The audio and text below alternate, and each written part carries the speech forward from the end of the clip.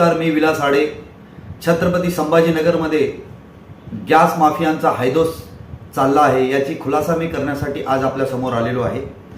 गेल्या मे महिन्यामध्ये मी याची माहिती मनीष कलानिया जे संभाजीनगरचे पोलीस अधीक्षक आहेत त्यांना यांची माहिती व त्यांच्या नावे मी लेखीपत्रही दिला होता. हीच वार्ता गेल्या 6 महिन्यापूर्वी पुण्यामध्ये घडली. सदर काळा बाजार हे सोलापूर ते धुळे हायवे रोडवर शिवराज हॉटेल यांच्या पार्किंगमध्ये चालत आहे. लाखो लोकांचे जीव याच्यामध्ये धोक्यात होते. अनेक बसेस जळाल्या. हे गॅस माफिया पूर्ण महाराष्ट्रभरामध्ये यांचा जाळा पसरलेला आहे आणि तो आता सध्या संभाजीनगरमध्ये हे गॅस माफिया सक्रिय आहेत.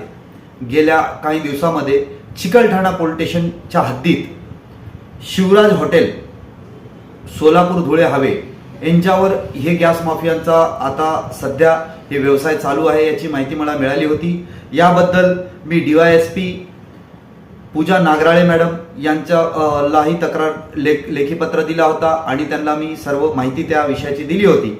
पण त्यांनी काही कारणास्तव गेले असता त्याच्यानंतर विजय पाटील यांनी तिथे चार्ज घेतला. त्यांनाही मी ह्या विषयाची माहिती दिली. परत पोलीस वरिष्ठ निरीक्षक रवी किरण दराडे साहेब यांनाही त्यांची माहिती दिली आणि त्यानंतर IG साहेबांना ह्या विषयाची मी माहिती दिली.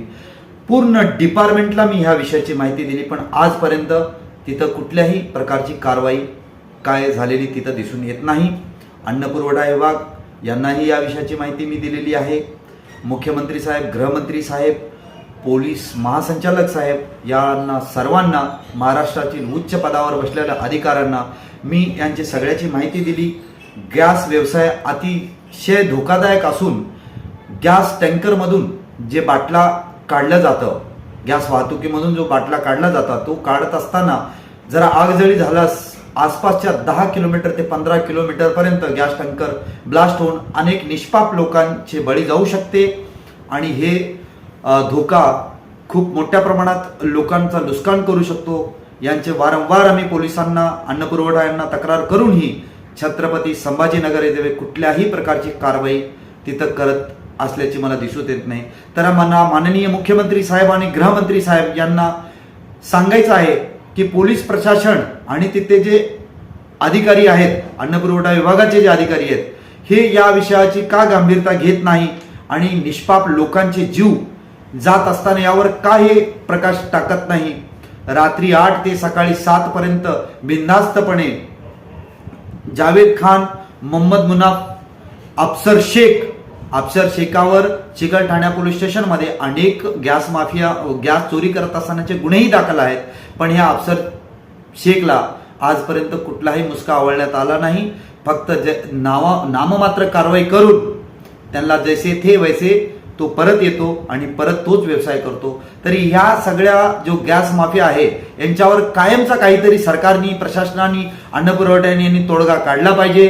जे गुन्हेगार आहेत, जे ह्या सर्कल चालवतात, यांच्यावर कायमस्वरूपी अशी कारवाई करून हा जो काळा बाजार आहे हा कायमस्वरूपी बंद केला पाहिजे. अनेक गरिबांच्या घशातला घास हे लोक आपल्या खिशात घालतात आणि असे मोठ्या प्रमाणामध्ये जो गॅस चोरीचा हा व्यवसाय चाललेला आहे याच्यामुळे अनेक निष्पाप लोकांचे जीव धोक्यात जाऊ शकते आणि जरी कधी भविष्यात आगजळी झाली तर हजारो लाखो लोकांचे जीव ह्याच्यामध्ये धोक्यात आहे. तरी मी संभाजीनगरच्या SP साहेबांना आज त्यांना मी विचारायचं आहे मला की हा व्यवसाय का बंद होत नाही. IG साहेबांना वारंवार लेखीपत्र देऊन हा व्यवसाय का बंद होत नाही आणि स्थानिक पोलीस स्टेशनच्या वरिष्ठ अधिकाऱ्यांनाही सांगून हा व्यवसाय का बंद होत नाही. ह्या माफियावर कुणाचे आशीर्वाद आहे, कुणाच्या सांगण्यावरून व कुणाच्या वरदस्तानी हा माफिया चालतो ह्याची चौकशी का केली जात नाही.